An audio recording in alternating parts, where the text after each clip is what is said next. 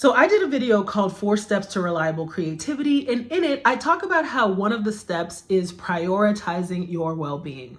Well, in this video, I want to talk about why prioritizing your well-being is my #1 productivity hack.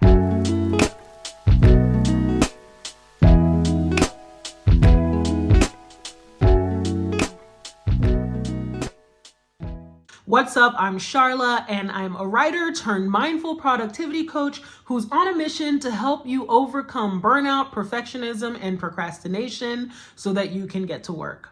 So one of the reasons why it's so hard for so many of us to prioritize our well-being is because we come from Western cultures like the United States and Australia and the UK, where that hustle culture is life. Work comes before everything, and we internalize from a very young age, whether it's watching our parents prioritize work and then doing so ourselves as adults, we learn from a super young age that that is the way to be. So as adults, not only is it extremely difficult for us to unlearn the habit of prioritizing work above our well-being, but it's also very rare that we see examples of it in normal everyday life. So let's break down how to actually do that. How do we prioritize our well-being? Or in other words, how do we unlearn the habit of prioritizing work above our own well-being? So my #1 tip is to create boundaries around work. So for the most part, a lot of us don't even have boundaries around work. We answer our work phone at any time. We check emails on the weekends and in the evenings, and when we're at family events and when we're on vacation. So the #1 step is to actually create those boundaries and decide for yourself that you're not going to be working outside of the boundaries of work. Now that's one part of it. But the other part of creating boundaries around work is actually enforcing those boundaries, which for a lot of people, and I think particularly women, it can be really hard to say no to our bosses or to our stakeholders or to the people who are counting on us, and to tell them, hey, I'm not going to read this email past this time, or I'm not going to be doing this kind of work on the weekends. And my advice for that is to start really small. You can start with an email signature that just says, I stopped checking emails at 5 p.m. or I checked my last email at 6 p.m. or something like that, just to make it really clear that at a certain point you stop working and that people should not expect a response from you after those work hours. Step #2 in prioritizing your well-being is to unlearn the habit of prioritizing work over your well-being. So habits are a tricky thing, right? Because when you really form a habit and it really sticks, for the most part, that habit becomes a part of your subconscious mind, which means that it's going without you even having to think about it because it becomes habitual, just like prioritizing work over everything else. And in order to unlearn a habit, it requires a certain level of mindfulness. Because, like I said, when a habit becomes a part of your subconscious, you do it without even thinking. You do it on autopilot. You're not even conscious of the fact that you're doing it. So in order to stop doing it, you have to become conscious of the fact that you're doing it. And one of the really simple tools that I teach my coaching clients when it comes to establishing a mindful practice is a tool called noting. Now, this is a super simple tool that you can use just to start becoming aware of things, aware of yourself, aware of your body, aware of your mind, because the more that you build your awareness, the easier it will be for you to notice when you are prioritizing work above your well-being, and so that you can respond to that. Now let's talk about the noting technique. This is a meditation practice that I learned from Headspace, a wonderful app. If you're new to meditation, I highly recommend it. It teaches this super simple noting technique that I will link the video from Headspace also down in the description, so you can get a visual animated explanation of how to do the noting technique, because I think it's pretty awesome.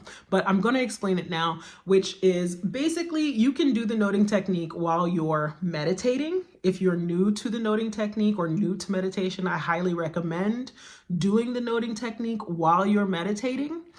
Or you can do the noting technique in your daily waking life. You can totally do it while you're awake. It's one of the things that I love about mindfulness, is that mindfulness is just about being present and in the moment. It's not necessarily about meditating. But one of the ways to grow your mindfulness skill set is to practice meditation. And so this is what you can do during a 5-minute meditation practice, where you close your eyes, and when you're practicing the noting technique, what you're literally doing is noting your thoughts and feelings. So you close your eyes, you're doing a meditation, and a thought comes up. And very softly, you can just think to yourself, or you can say out loud to yourself, thinking. Thinking. If a feeling comes up, you can either think to yourself or say out loud to yourself, feeling. Now you can go even deeper with this practice. You can start noting the nature of your thoughts and the nature of your feelings. You can say or think, thinking negative, feeling positive,